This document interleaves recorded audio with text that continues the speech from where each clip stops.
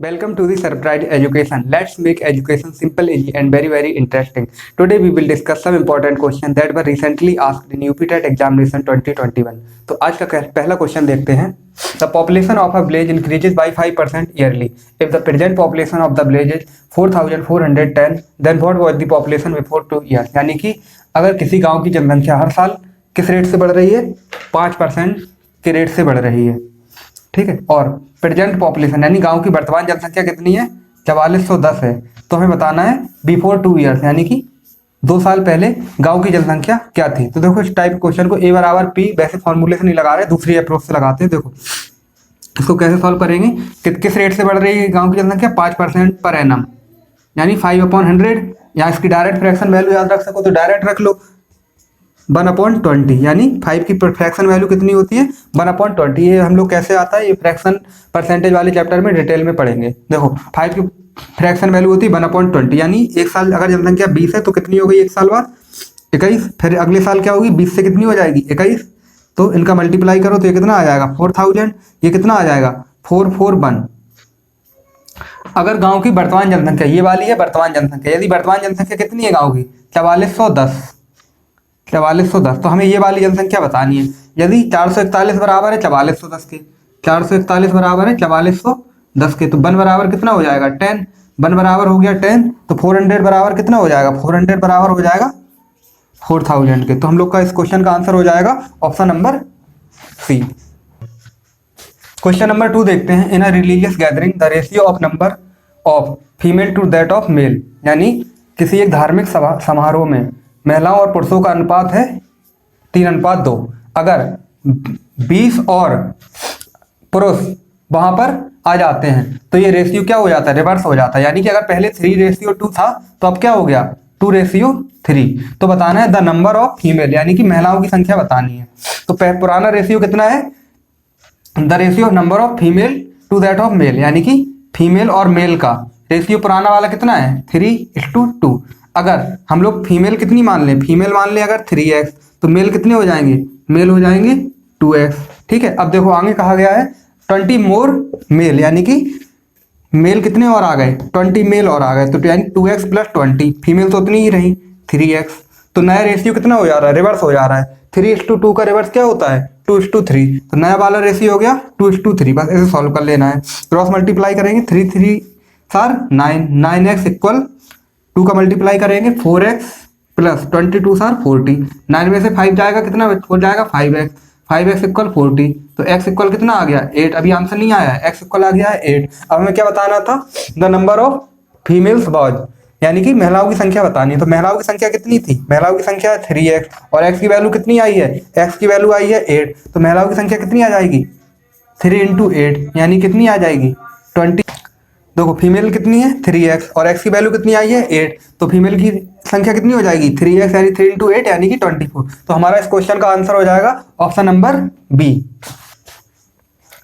Question number 3 है the LCM and HCF of 2 number is 13 1989 respectively का मतलब होता है क्रमशः. अगर एचसीएफ पहले तो यानी ये होगा और एलसीएम का मतलब होगा ये.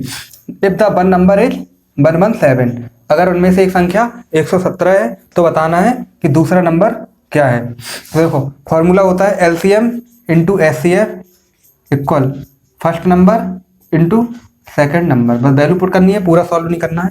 देखो एलसीएम और एचसीएफ कितने हैं 13 और 1989 और फर्स्ट नंबर कितना है 117. हमें सेकेंड नंबर फाइंड करना है. तो ये यहाँ से आएगा नीचे 13 × 1989 अपॉन 117. 13 से कितने टाइम कैंसिल होगा 9. चाहो तो 9 से पूरा काट दो, अगर नहीं काटना हो तो ऐसे. देखो 9 के टेबल में 9 कब आता है, जब 9 का टेबल केवल 1 टाइम पढ़ा जाता है तब आता है 9. इसके अलावा 9 के टेबल में कहीं 9 आता नहीं है. तो यूनिट डिजिट पे क्या आना चाहिए 1. यहाँ पर 1 है नहीं है, यहाँ पर है 1 नहीं है, यहाँ पर है नहीं है, यहाँ पर है. तो ये आंसर हो जाएगा. अगर ऐसे नहीं करना तो पूरा सॉल्व कर दो. 9 2 4 18, 1 बचा 9 2 4 18 और 9 1 is 9. तो आंसर क्या आ जाएगा option number C. Question number 4 देखते हैं. Find the biggest 4 digit number, यानी हमें 4 अंकों की बड़ी से बड़ी संख्या बतानी है और वो कैसी होनी चाहिए, वो होनी चाहिए परफेक्ट स्क्वायर. तो देखो 4 अंकों की बड़ी से बड़ी संख्या बतानी है जो परफेक्ट स्क्वायर होनी चाहिए. तो 4 अंकों की बड़ी से बड़ी संख्या और जो परफेक्ट स्क्वायर 4 अंकों की सबसे बड़ी संख्या कौन होती है? 9999। ठीक है, 4 अंकों की सबसे बड़ी संख्या तो ये होती है, लेकिन ये परफेक्ट स्क्वायर नहीं है। तो एक तरीका तो ये, इसका डिवीजन मेथड से स्क्वायर रूट निकालो और फिर सब्ट्रैक्ट करो और फिर आंसर निकालो। लेकिन ऐसे नहीं करना हो तो हमें पता है इसके बाद कौन सा नंबर आता है। इसके बाद आता है जस्ट 10,000 और वो होता है 100 का स्क्वायर। और इससे पहले क्या आता है? 100 से पहले ये आता है 99। 99 का स्क्वायर क्या होता है? 9801। ये 99 का स्क्वायर 100 के 98 का स्क्वायर ये कैसे निकालते हैं, इनका एक कॉन्सेप्ट होता है, वो किसी और दिन डिस्कस करेंगे। तो 99 का स्क्वायर होता है 9801। ठीक है, तो इस हिसाब से इसका आंसर क्या हो जाएगा? अभी इसकी भी ट्रिक बताते हैं कैसे किया जाता है। तो 99 देखो 100 का स्क्वायर होता है 10,000, इसमें आ रहा है 5 डिजिट और इससे जस्ट पहले नंबर पड़ता है 99 और 99 का स्क्वायर होता है 9801। तो इसके बीच में कोई नंबर ऐसा है नहीं जो परफेक्ट स्क्वायर होता हो, तो इसका आंसर क्या हो जाएगा? 9801। अब देखो ये नंबर के स्क्वायर कैसे निकालते हैं, 1 मिनट में देख लो। अगर ये 100 स्क्वायर, 99 स्क्वायर, 98 स्क्वायर, 97 स्क्वायर इस टाइप के नंबर हो और 101 square, 102 square, 103 square, 104 square base method से निकालते हैं। ये किसके यहाँ पर नंबर कौन सा पड़ रहा है? 100 पड़ रहा है। तो देखो यहाँ पर कैसे, इसका स्क्वायर तो वही होगा 10,000। ठीक है, अब देखो ये नंबर 100 से कितना कम है? 1। तो 1 का स्क्वायर होता है 01। यहाँ पर ये 100 से कितना कम है? 1। 99 में 1 कम करेंगे तो 98। यहाँ पर ये वाला नंबर 100 से कितना कम है? 2। तो 2 का स्क्वायर 04। 98 में से 2 कम करेंगे 96। ये वाला नंबर कितना कम है 100 से? 3। 3 का स्क्वायर 9। ये 100 से कितना कम है? 3। तो इसमें 3 कम किया 97 में से 3 कम किया 94। हाँ ठीक है, तो ये वाला नंबर कितना ज़्यादा है? 1। तो 1 का स्क्वायर 01। ये कितना ज़्यादा है? 1। इसी में ऐड करेंगे, इसी नंबर में 1 ऐड करेंगे 102। ये कितना ज़्यादा है? 2। 2 का स्क्वायर 4। इसमें 2 ऐड करो 102 में 104। ये कितना ज़्यादा है? 3। 3 का स्क्वायर 9। 103 में 3 ऐड करो 106। ये कितना ज़्यादा है? 4। 4 का स्क्वायर 16। 104 में 4 ऐड करो तो कितना हो जाएगा? 108। तो इस तरीके से निकाल लेते हैं इनके स्क्वायर। इनको हम लोग किसी और दिन ये वाले नेक्स्ट टॉपिक में इसको डिटेल में डिस्कस कर लेंगे। तो अभी के हिसाब से हम लोग का आंसर क्या हो गया? 9801। हमें डिवीजन मेथड का यूज नहीं करना क्योंकि ये थोड़ा बड़ा हो जाता है। अब हम लोग चलते हैं अगले क्वेश्चन की ओर। अब हम लोग क्वेश्चन नंबर 5 की ओर चलते हैं। यूपी टेट में आए हैं ये सारे question. 44 cows can graze a field 9 days. अगर 44 गाय एक खेत को 9 दिनों में चरती हैं, हाउ मैनी मोर और लेस, कितनी ज़्यादा या कम गाय उसी खेत को 12 दिनों में चर लेंगी। तो देखो इसके लिए एक ही फॉर्मूला, अगर उससे लगाओगे तो बहुत ज़्यादा सरल होता है, अदरवाइज ये टफ हो जाता है क्वेश्चन। MDH और W equal MDH upon W। ठीक है, ये फॉर्मूला पूरा फॉर्मूला में E और हो जाता है। यहाँ पर 1 कर दो, यहाँ पर 2। तो देखो इसको याद कैसे किया जाता है, ये फॉर्मूले को। एक आता था MDH मसाला, ठीक है, वैसे ही किया जाता है इसको याद। MDH इतना याद रखना है, MDH। और M का अपोजिट क्या होता है? W। MDH इतना तो याद ही हो जाए क्योंकि ये बहुत फेमस मसाला है। और M का अपोजिट क्या होता है? W। तो देखो MDH और M का अपोजिट होता है W। तो इतना याद हो गया, बस यहीं पर लिख दिया जाएगा ये डबल उसका MDH और फिर M के नीचे क्या आएगा? W और E और आ जाता है। पूरे फॉर्मूले की जरूरत कम ही पड़ती है, 1 या 2 की चीज़ों की जरूरत पड़ती है। जितनी जरूरत है उतना लिख देंगे। यहाँ पर आती है 1 और यहाँ पर आते हैं 2। ठीक है, बस ये बन जाता है फॉर्मूला। अब देखो पहली कंडीशन में गाय कितनी है? 44 और वो कितने दिन में खेत को पूरा कर रही है? खत्म, 9 डेज में। दूसरी कंडीशन में कितनी है? हाउ मैनी मोर या लेस काउस, यानी कितनी ज़्यादा या कम गाय। तो हमने दूसरी कंडीशन में गाय मान ली M2 और सेम फील्ड इन 12 डेज। ये कितने दिनों में खत्म कर रही है? 12 डेज में। ठीक है, अब देखो यहाँ पर गाय को अज्यूम कर लो ऐसे। देखो यहाँ पर क्या होता है? M मतलब मैन, D मतलब डेज। M मतलब मैन, D मतलब डेज, H मतलब आवर, E मतलब एफिशिएंसी और W मतलब वर्क। ठीक है, तो यहाँ पर देखो D की 1 की वैल्यू कितनी हो गई? 9 डेज और M1 की वैल्यू कितनी हो गई? मतलब काम करने वाले लोगों की वैल्यू कितनी हो गई? 44 गाय थी। सेकंड कंडीशन में M2 की वैल्यू X एज्यूम कर लो और D2 की वैल्यू कितनी है? 12 डेज। बस थोड़ा सा फॉर्मूला लगेगा केवल इतना, MD इतना ही लगेगा। M1 D1 equal M2 D2, M1 D1 equal M2 D2। तो M1 की वैल्यू 44 और 9, M2 की वैल्यू X, D2 की वैल्यू 12। काट दो इसे, 4 1 8 4 4 1 8 4 4 3 सार 12, 3 से 3 टाइम हुआ, 3 3 सार 9, 11 3 सार 33। दूसरी कंडीशन में कितनी गाय आई? 33। और पहले कितनी गाय थी? 44। यहाँ पर कितनी आई? तो अब क्वेश्चन में ये तो पूछा नहीं गया कितनी गाय पूरे खेत को चर लेगी 12 दिन में, ये पूछा कितनी कम या ज्यादा गाय। तो देखो पहले कितनी गाय थी? पहले थी 44, अब कितनी आई है? 33। तो पहले से कम हो गई या ज्यादा हो गई? पहले से हो गई है कम। कितनी कम हो गई? पहले 44 थी, अब आ गई है 33, यानी कितनी कम हो गई? यानी कि 11 कम हो गई। तो हमारा आंसर हो जाएगा कौन सा? 11 काउ लेस 11 काउस मोर। ये तो बेकार ही हो गया 15। 11 काउस लेस या 11 काउस मोर, तो साफ साफ दिख रहा है 11 काउ कम हो गई है पहले। तो आंसर हो जाएगा option number A. Question number 6 देखते हैं। 10 आंकड़े हैं हमारे पास 5 9 14 15 x + 1 2x - 3 26 30 32 34। ये ऑलरेडी लिखे हुए हैं असेंडिंग ऑर्डर में, यानी बढ़ते हुए क्रम में। द मीडियन, हमें मीडियन बताना है। The median of the data is, median दी गई है, इस डेटा की मीडियन है 24, हमें बतानी है, वैल्यू x की बतानी है। देखो इसे कितनी आसानी सॉल्व हो जाएगा ये।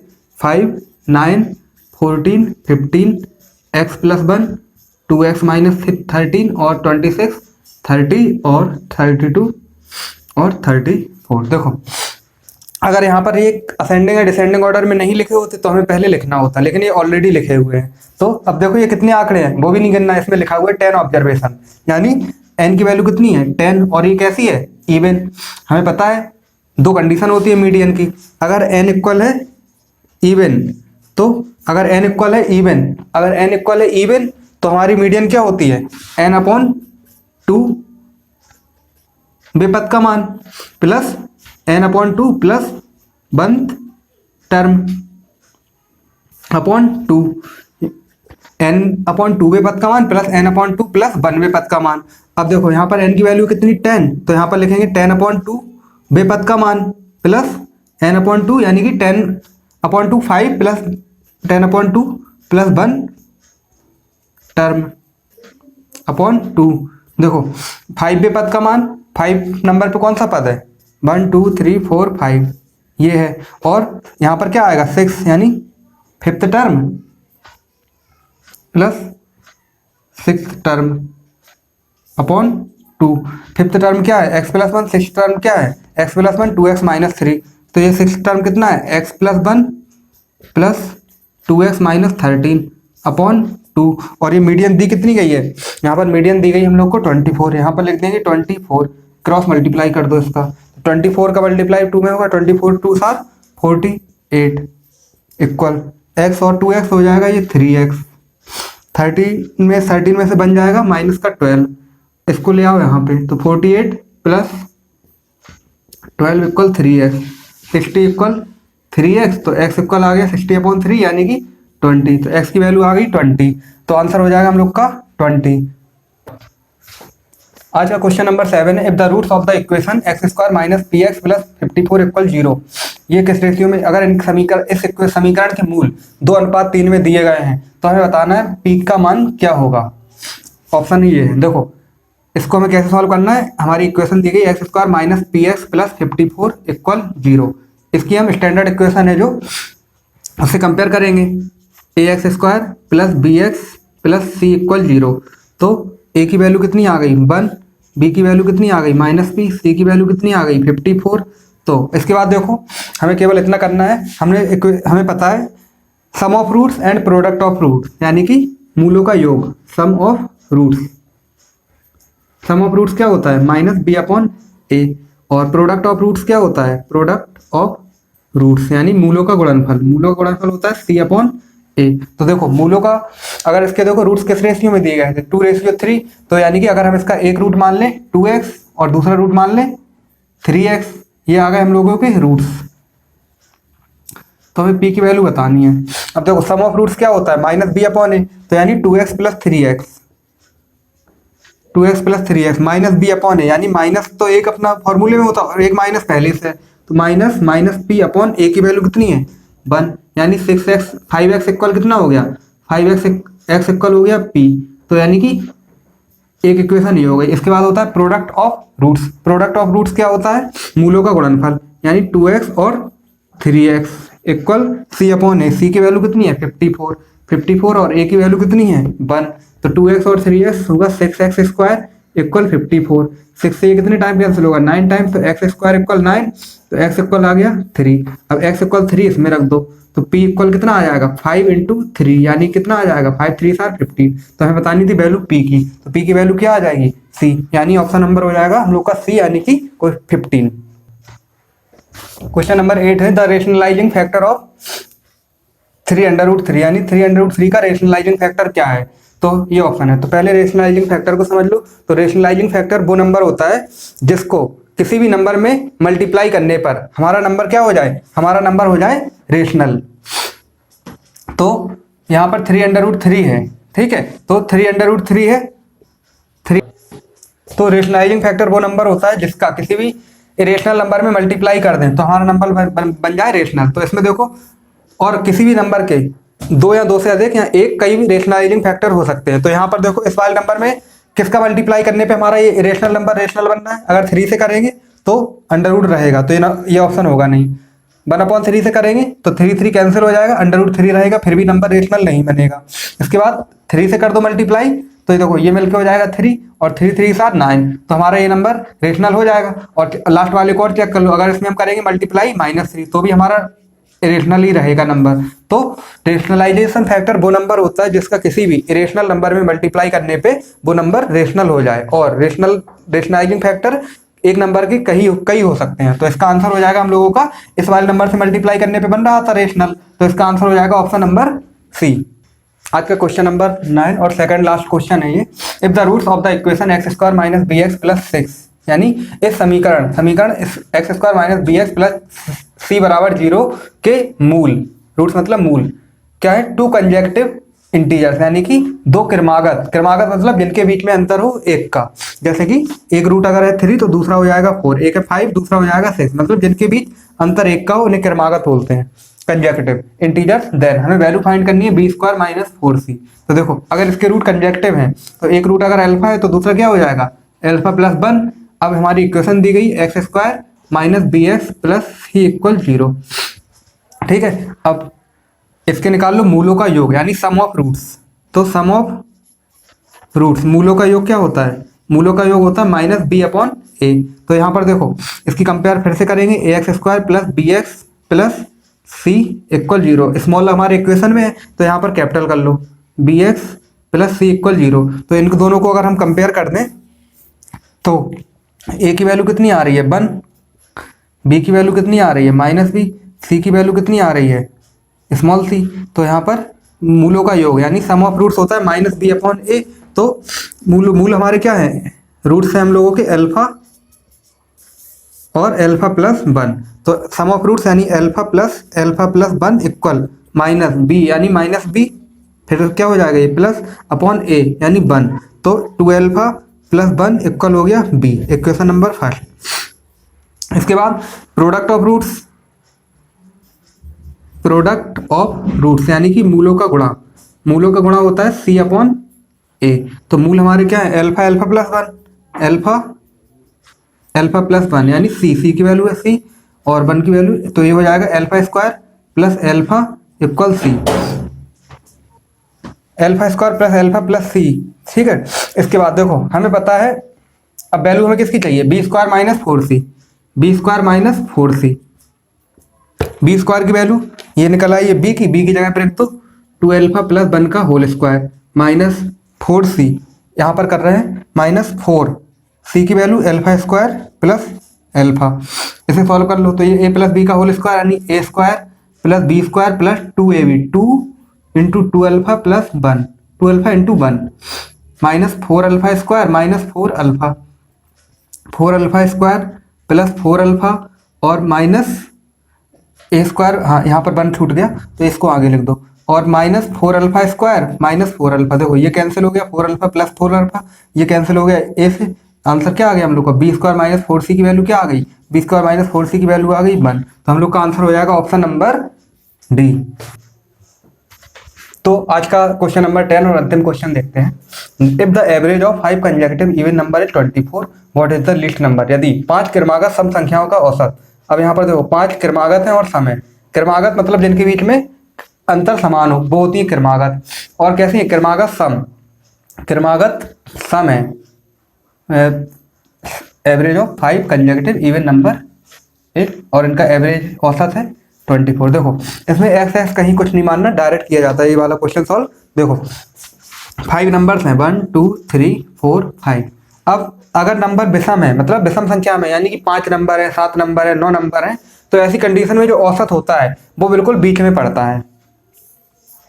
2 नंबर यहाँ हटा दो, 2 नंबर यहाँ हटा दो, मतलब औसत जो होगा ये वाला नंबर होगा यहाँ पर। तो अब इनका औसत दिया गया है 24, तो यहाँ पर हमने लिख दिया 24। ठीक है, अब ये कैसे नंबर है? क्रमागत सम है। क्रमागत मतलब जिनके बीच में अंतर समान हो। क्रमागत सम इस टाइप के नंबर होते हैं। देखो जैसे एक नंबर हो गया 3, दूसरा हो गया क्रमागत सम है। ये तो क्रमागत विषम हो गए 3 5 7 9, क्रमागत विषम हो गए। तो क्रमागत सम कैसे होंगे? सम भी हो और क्रमागत भी हो, जिनके बीच में अंतर 2 का हो।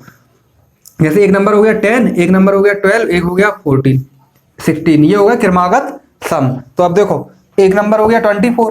अब अगर हम इसमें 2 बढ़ाएंगे तो हमें बड़े नंबर मिलेंगे, 2 घटाएंगे तो छोटे नंबर मिलेंगे। हमें इसमें क्या बताना है? तो सबसे छोटी संख्या बतानी है। तो आगे के नंबर क्या होंगे?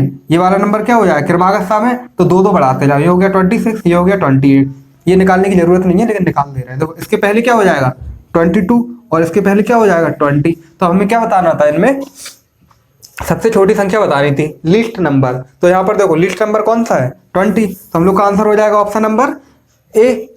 और हमें ये निकालने की जरूरत भी नहीं है, डायरेक्ट इतना निकालने के बाद ये ना भी निकालो तो भी चल जाएगा 24। इससे कम छोटी संख्या बतानी तो इससे कम करेंगे हम लोग, वो भी ना करो तो और जल्दी आंसर आ जाए। तो हम लोग का आंसर हो जाएगा ऑप्शन नंबर ए, यानी 20। तो आज हम लोगों ने 10 क्वेश्चन सॉल्व किए। अब हम लोग मिलते हैं कल अगले किन्हीं अनएक्सपेक्टेड क्वेश्चन के साथ। तब तक till then take care, bye bye.